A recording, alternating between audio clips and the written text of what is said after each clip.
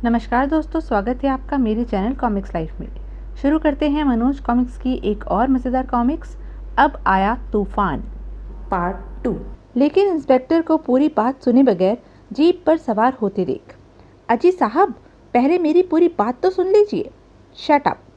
और फिर कमाल है, मेरी कार का नंबर जाने बगैर ही चल दिया। क्या खाक पकड़ेगा उस चोर को।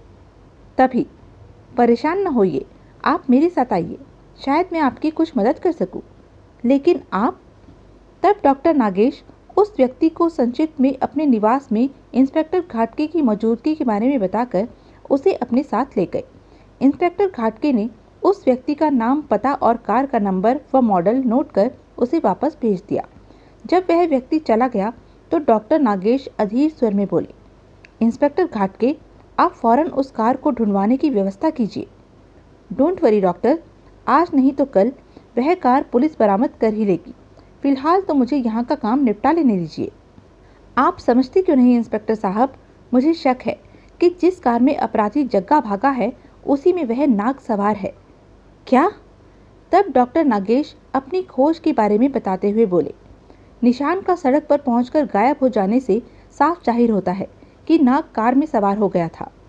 ओ माय गॉड, आपने पहले क्यों नहीं बताया? दूसरे ही पल, hello hello police control, inspector Ghatke speaking. उधर लाल रंग की कॉन्टेसा को जग्गा तूफानी गति से भगाए लिए जा रहा था। अब पुलिस तो क्या, उसके फरिश्ते भी मुझे नहीं पकड़ सकते। हा हा हा हा। जग्गा अपनी सफलता पर ठहाके लगा रहा था, तभी अचानक उसकी हंसी घुटी घुटी चीख में तब्दील हो गई। नहीं! अगले ही पल जग्गा ने पूरी ताकत से ब्रेक मार दिए। चिंग! और फिर जग्गा दरवाजा खोल तेजी से बाहर निकला। लेकिन आह! जग्गा मुंह के बल जमीन पर गिरा तो फिर उसे उठने का मौका ही नहीं मिला। नहीं नाग देवता, नहीं!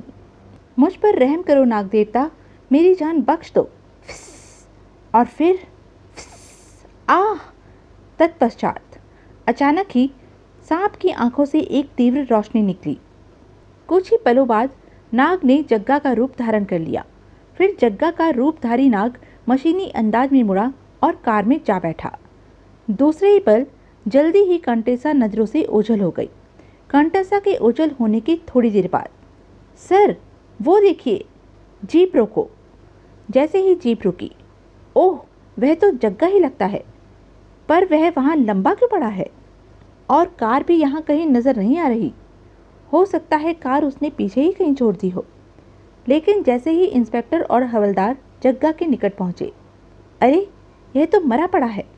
माथे पर उभरे निशान और चेहरे के रंग से तो किसी जहरीले सांप का डसा जान पड़ता है। कैद से भागा था, जिंदगी की कैद से मुक्त हो गया। कहाँ जेल में था और कहाँ मौत खींच लाई।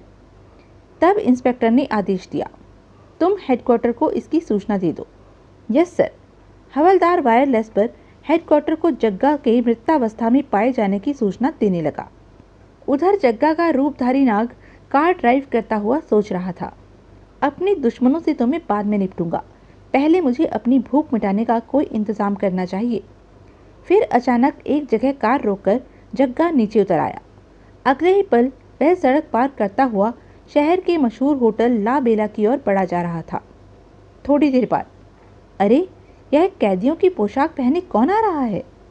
ठीक उसी समय पुलिस की एक गश्ती मोटरसाइकिल वहां से गुजरी। हवलदार जी रुकिए। क्यों, क्या हुआ? कहने के साथ ही हवलदार ने मोटरसाइकिल रोक दी। वो देखो, वही लाल रंग की कांटेसा, नंबर भी वही है। ओह!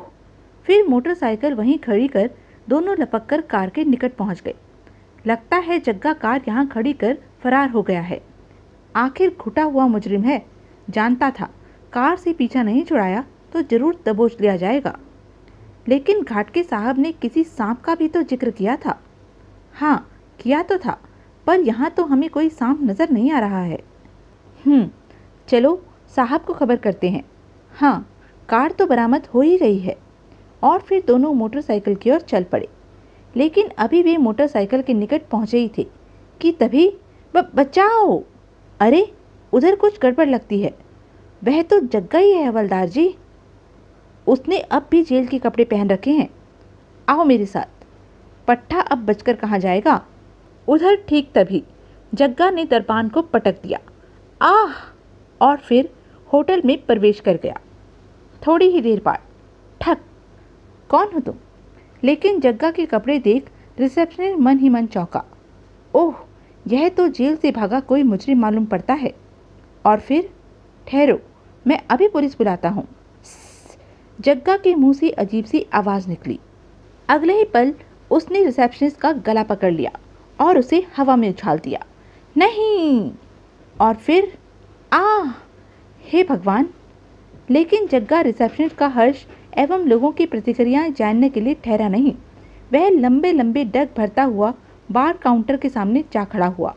बारमैन जग्गा का कारनामा पहले ही देख चुका था। उसने फौरन स्कॉच की बोतल जग्गा के सामने रखते हुए हाथ जोड़ दिए। और क्या सेवा करूं हुजूर? हुक्म कीजिए, जो कहेंगे हाजिर कर दूंगा। जग्गा खामोशी से बोतल उठाकर अपने मुंह तक ले गया, लेकिन फिर अचानक ही उसने बोतल जमीन पर दे मारी। जग्गा की यह हरकत देख बारमैन की हालत पतली हो गई। माल बिल्कुल असली था हुजूर, अगर पसंद न आई हो तो और कुछ पेश करूं? हिस्स! जग्गा के मुंह से निकलती फुफकार सुन। नाराज मत होइए माई बाप, जरा हुक्म तो कीजिए। दूध! तभी अबे ओ हरामी के पिल्ले, दूध पिएगा? ठहर, मैं पिलाता हूँ तुझे दूध। आवाज़ सुन जग्गा जैसे ही पलटा। ठक! आए, बड़ी मजबूत खोपड़ी है ससुरे की। तभी मौके की नज़ाकत को देख हवलदार देवी सिंह जग्गा पर रिवॉल्वर तानता हुआ गरजा।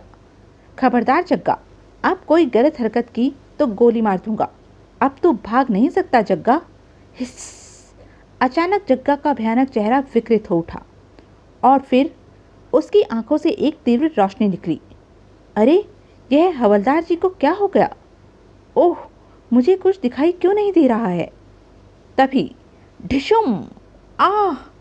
फिर हवलदार का हर्ष देख सिपाही के मुंह से चीख निकल गई। नहीं! दूसरे ही पल भागो भागो, वरना सब के सब मारे जाओगे। बचाओ बचाओ, भागो भागो। थोड़ी देर बाद सबके सब वहां से भाग गए। उधर थाने में इसके माथे पर भी ठीक वैसा ही जख्म है जैसा डॉक्टर नागेश के सर्पेटोरियम में पाए गए मृतक के माथे पर था। इससे साफ जाहिर है कि जग्गा को भी उसी सांप ने डसा है, यानी डॉक्टर नागेश का शक सही था। वह सांप उसी कार में होना चाहिए। मेरी तो कुछ समझ में नहीं आ रहा है सर। तब इंस्पेक्टर घाटगे अपने अधीनस्थ सब इंस्पेक्टर को सांप के फरार होने के बारे में विस्तार से बताता हुआ बोला। उस सांप का पता लगाने के लिए उस कार का बरामद होना बहुत जरूरी है राज सिंह। कार की तलाश जारी है सर। लेकिन सब इंस्पेक्टर राज सिंह की बात पूरी भी न हो पाई थी कि तभी सिपाही हरि सिंह कमरे में दाखिल होते हुए बदहवास से अंदाज में बोला। गजब हो गया जनाब। क्या हुआ? तुम्हारे चेहरे का रंग क्यों उड़ा हुआ है? तभी राज सिंह को कुछ ध्यान आया।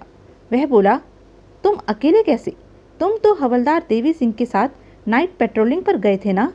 हाँ साहब, लेकिन देवी सिंह अब जिंदा नहीं है। क्या बकते हो? क्या हुआ देवी सिंह को? देवी सिंह जग्गा के हाथों मारा गया है जनाब। फिर हरि सिंह सविस्तार सब कुछ बताने की बात बोला। मैं जान बचाकर भाग आया, वरना वह मुझे भी मार डालता साहब। तुम्हारा दिमाग फिर गया है। भला जग्गा देवी सिंह की हत्या कैसे कर सकता है? जग्गा तो यहाँ मरा पड़ा है। क्या? और उधर इंस्पेक्टर घाटगे सोच रहा था, अगर असली जग्गा मर चुका है तो वह कौन है? अगले ही पल, राज सिंह, रवानगी की तैयारी करो, हमें फौरन होटल लाबेला पहुंचना है। Yes sir. क्या इंस्पेक्टर घाटगे इच्छाधारी नाग का रहस्य जान पाया? क्या डॉक्टर सोम ओझा मंगली को शहर में लाने में सफल हो पाया? इच्छाधारी नाग के दुश्मन कौन कौन थे? उसने उनसे कैसे बदला लिया? क्या इच्छाधारी नाग पकड़ा जा सका?